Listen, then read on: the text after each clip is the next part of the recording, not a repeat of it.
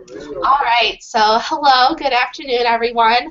My name is Kelsey Hershenhouse. I'm a sophomore here at DePaul doing a double major in marketing and management, and we are here today with Ryan Glosniak. He is a regional key account executive at Kellogg, and he got his BA in PR and advertising. Hi, Ryan, how are you? Hi, good. How are you? Doing well. Would you like to just get started today? And first things first, we're going to sort of start to get to know you. Tell us a little bit about your career path and how you got into marketing and sales. Sure. So I graduated from DePaul in 2009. I actually secured an internship with Kellogg's while I was attending DePaul University. So I went to one of the many career fairs that are held for us there, and I noticed Kellogg's. I remember it as a brand growing up with, and I thought, why not? What have I got to lose? I'm looking for an internship. They might have something to offer. So I started with them my junior year, so 2008, in that summer. I worked with them through the school year, senior year, and then upon graduating, there was an opportunity to apply for a sales position. So I actually had applied, and I got it, and I just started my career with Kellogg's from there. So I never planned on actually going into a sales function. Really, I had majored in PR and advertising, and it was just kind of I guess I kind of fell into it and liked it and enjoyed it and thought, what a great opportunity. And it was actually a food service division, which I knew little about before actually attending that career fair. So yeah, I from there went to I moved up in a couple different roles in the sales function at Kellogg's, and then actually was recruited to have the opportunity to go to Chobani, Greek yogurt company. So I had interviewed there, had the opportunity to change things up a little bit, and I thought it was a much larger opportunity in terms of territory, in terms of accountability. So I thought it would be a great opportunity for me to broaden my skill set and my sales competencies and really get some experience that I didn't have in the industry. So I took that. I spent a couple years there at Chobani and had an opportunity to interview and come back to Kellogg's as a key account executive. So does that answer your question? Yeah, that's great. No, Keep that's going. great. And started to go along with that. Since you sort of said you stumbled into sales, what was it about sales that was so appealing to you when you first came and went into it? Well, I mean, like most college years, I suppose, you're looking and you really want to get with a company that you're going to have opportunity to grow with. And I knew that Kellogg's could offer that, being such a large company. And the time that I spent in the internship really opened my eyes to business sales. I didn't really know that existed, quite honestly. I mean, I had this negative connotation of sales always, that it was, door-to-door encyclopedia salesman type viewpoint. So, and it's really not that at all. There's plenty of opportunity out there that you have to be a consultative salesperson. You have the creative freedom to be able to work with customers, identify solutions for them. So, and I really got to know that field when I started as an intern. And from there, I just learned to love the brand and learned to love the role and the competencies that I learned there. And just I was hooked after a year and a half in an internship, and I thought that this would be a perfect place to stay and start my career. So that's really how it happened. hmm Yeah, and one of definitely my biggest concern about sales and marketing is sort of going into it and being that typical sales type of person. But how do you sort of keep your ethical code justified when you're selling a certain product? Um, it's you kind of find your own style as a sales representative, in a sales function, and you kind of find out what works for you. Um, Kellogg's, being a large company, I mean, you have a team behind you that kind of builds a strategy, and you kind of, when you go out day to day, you know what you're pushing, you know what you're selling, what the important products, the important programs that they want you to push, right? But there's also your customer who has needs. And I've always found in my policy to be honest and telling them, your thoughts and what you need. In most cases, I have found that my customers in the food service division had been in their roles for some time, so they understand business. The last thing they need is somebody like myself coming in there and telling them how to run it. So it Mhm. was very much a collaborative effort, of discussion based. You know, interaction between myself and customers, and identifying what their needs are, and really seeking out what opportunities there are to fill those voids for them. Definitely. I feel like as students, I just finished up a marketing class with consumer behavior, and you hear about needs and wants and those types of things, but how do you really keep it genuine, I feel like is a major question when you're going into sales.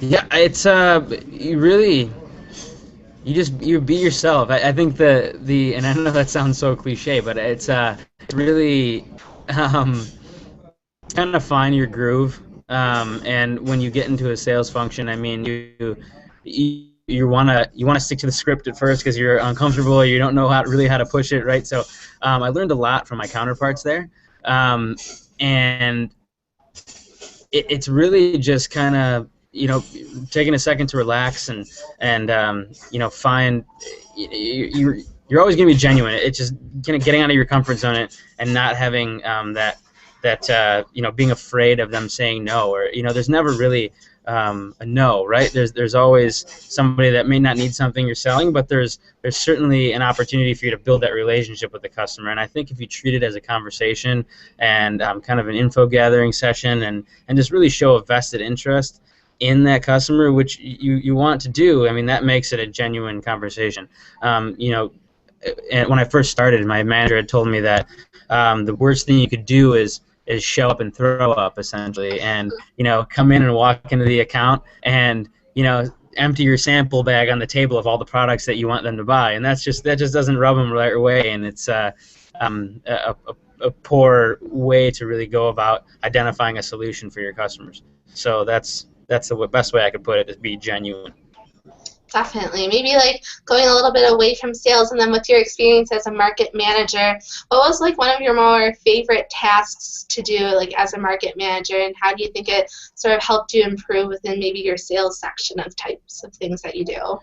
Sure. Well, the title market manager is actually it's just the one role, the progression beyond sales representative. So it's still a sales function. I was just given distributor responsibility. So when I started out as a sales rep, I just had operator level customers. So in the food service division, that's school districts, colleges and universities, hospitals, hotels, catering companies, things like that. I was assigned two distributor partners when I moved into that market manager role.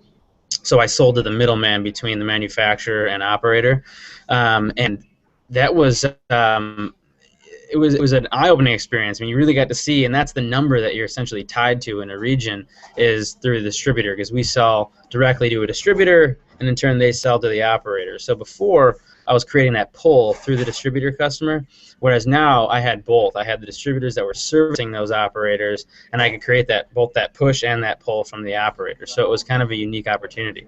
One of my favorite parts about it, and it still is today, is actually the piece where I'm able to train and kind of educate the distributor sales representative, because they have a team of about 100, 120 sales reps, depending on how large they are, that's going out and selling. Essentially, if you can convince them to on your behalf. So our job was to incent them to go out and show Kellogg's when their customers were looking for that category of products. That was really the most exciting part of it. I really liked, being able to incent them and talk to them about selling Kellogg's and why they should sell Kellogg's, and then seeing the results, as a result of it, as seeing them go out and seeing your number grow as a result of your training, your conversation with them. So it was kind of a cool thing. That's really awesome. I think, having that interaction with customers is super important. And then the training, I think that's super interesting. And do you think outside maybe academics from DePaul, is there some sort of organization that maybe helped you within that process of learning just helping you in your current role today? Is there certain types of things that you enjoy doing? Yeah, I take advantage of a variety of networking opportunities and things like that. Really, anything that I always seek out opportunities to be able to meet new people and talk to people. I mean, it's one of the, for example, I mean, this is not like an organized event, but I flew a lot for my job in the last one, and I do a little bit now. But I always talk to the person that's sitting next to me. I'm that guy because I really want to. You never know who you're going to meet. It's always an opportunity to learn something about somebody and really make a connection. I'm a firm believer in LinkedIn. I love LinkedIn. I'm pretty active on it. I've grown my connection base pretty large. A lot of it is from students I met at DePaul when I was going there and things like that, and alumni. But I was actually recruited from LinkedIn for Chobani. So I mean, and that opportunity was amazing, and it's really I'm a firm believer in the power that it has and the ability to connect with people and really just show a mutual interest in things and be able to expand your network. I actually remember Dave Hoffmeister at DePaul, which I believe he's still there, right? Not exactly sure. Maybe. Oh, okay. I haven't had it yet. Yeah, I don't know if he's still there. But I remember him saying, because I was in the sales leadership program there, talking about building your Rolodex. And it was so funny, the Rolodex, obviously, nobody uses Rolodex anymore. But he would talk about it, and he said you have these connections, and you build them, and you never know when you're going to have to or want to call on one of those connections. So I took that to heart, and it was a pretty significant thing for me.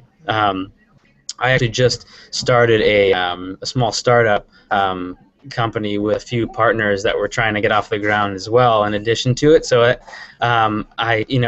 taking interest in other projects and other things, I think is also huge. I mean, just getting to build your network and get involved is really a good opportunity for you to expand outside of your academic life. Yeah, well, thank you.